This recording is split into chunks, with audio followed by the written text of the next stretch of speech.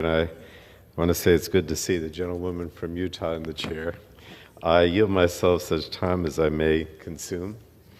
I rise in strong opposition to H.J. Res. 6, another attempt by House Republicans to ensure workers and communities continue to breathe toxic air pollution.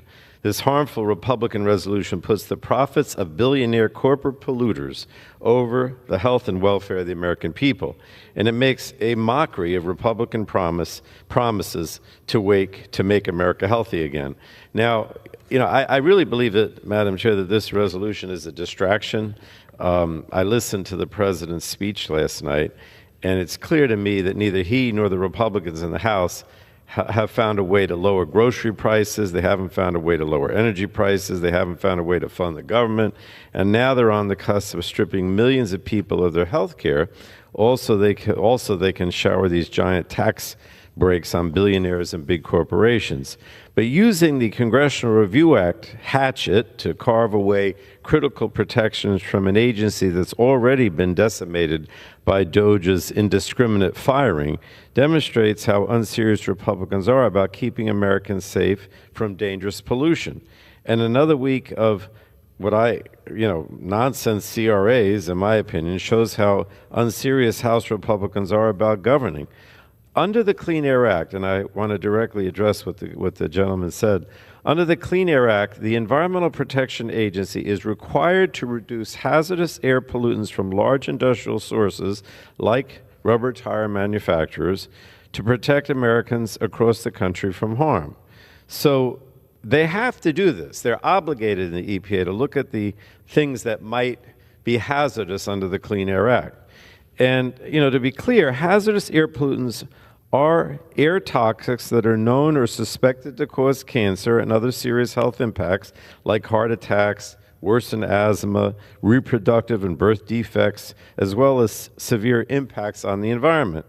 And EPA is obligated under the law to set pollution limits based on what is already being achieved at similar facilities using readily available technologies. So basically, under the Clean Air Act, EPA has to say what's harming the public, and is there a technology out there in this industry that's innovative and does not achieve that level of harm. So the bottom line is there are industries that are already retrofitting and meeting these standards. Otherwise, the EPA couldn't establish the standards. So it goes back to what I've had this discussion before with my colleague.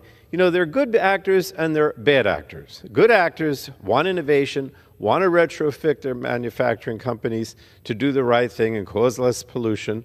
And then, by repealing this, all the Republicans doing is basically helping the bad actors. In this case, mostly foreign manufacturers or foreign-based companies that just want to save money by not, eliminating this harm.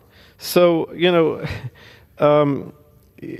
I don't want to get into the specifics of what the rubber tire manufacturing rule addresses, but it is cost-effective, it protects public health, it ensures the industry stays competitive, and it's long overdue. In fact, a court ruling required the EPA to finalize this rule to close the loophole that allowed rubber processing facilities to spew unlimited hazardous air pollution.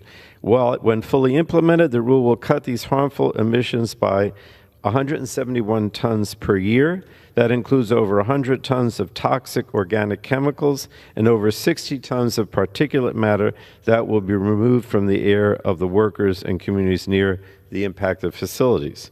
But HRES 61 would throw all of these benefits away. This resolution would hamstring EPA's ability to fulfill its obligation to protect the health and welfare of Americans from air pollution. And unfortunately, for everyone with lungs, Republicans can't leave common sense environmental protections in place. As the House Republicans move to strip health care from millions of Americans to fund tax breaks for billionaires and big corporations, they also want to make people sicker by rolling back regulations meant to keep people from cancer-causing air pollutions. I mean, it's outrageous. I don't know what else to say. Contrary to what my colleagues on the other side claim, EPA's rule was developed in close consultation with industry, using industry data. It also proposes emission reductions technology that the best performers in the industry are already using.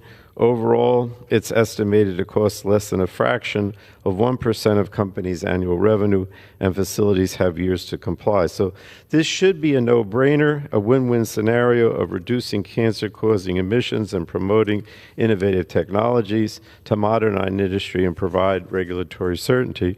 So I really don't understand why House Republicans are so fixated on trying to repeal and block the work of the EPA. But, Madam Speaker, for the health of workers and the surrounding communities, and for the sake of clean air, I urge all of my colleagues to vote no on this resolution that puts the whims of billionaires and corporate polluters before the American people, and I reserve the